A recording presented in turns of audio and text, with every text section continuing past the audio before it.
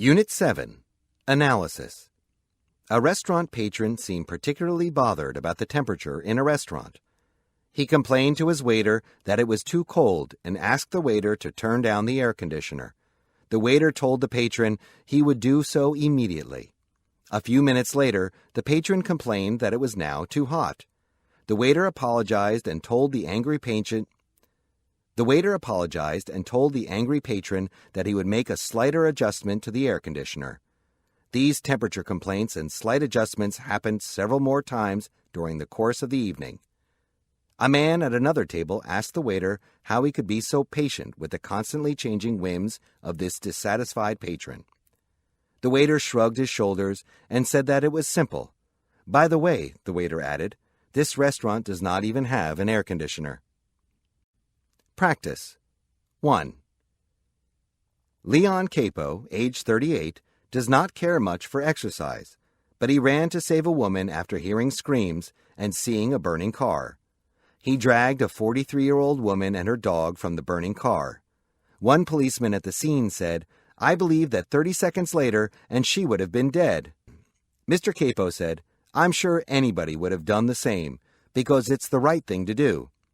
In November 2005, Mr. Capo was driving on State Highway 1 when a man waved for him to stop.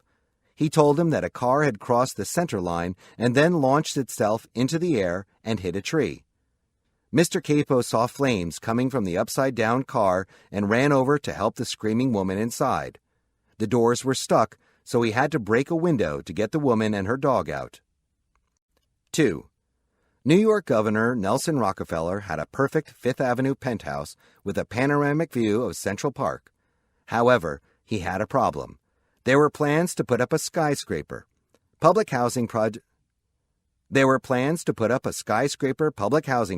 on the west side. It would have been a big middle finger blocking his sunset view.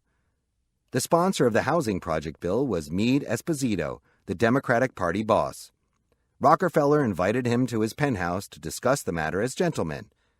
If you stop construction of that skyscraper, Rockefeller announced, I'll give you that Picasso.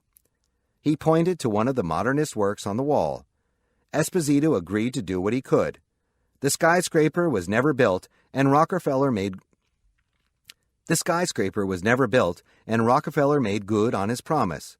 Esposito got a Picasso, and Rockefeller got a story to tell for the rest of his life. For years afterwards, he recounted every detail of the bribery, capping it with the punchline, it was only a print. 3. When he was a young boy, young people's book author Walter Dean Myers went with some other boys to a church gym, where they hoped to play full-court basketball. They were disappointed when they found half of the court occupied by girls who danced, then stretched.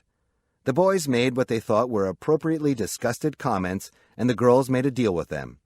If the boys could do the stretching exercises that the girls were doing, the girls would leave and allow the boys to play full-court basketball. But if the boys could not do the stretching exercises, then they had to perform the dance routine with them. The boys accepted the offer, but they quickly discovered that none of them were flexible enough to do the stretching exercises that the girls were doing. The girls made the boys live up to the deal they had made. The boys had to perform the dance routine with them.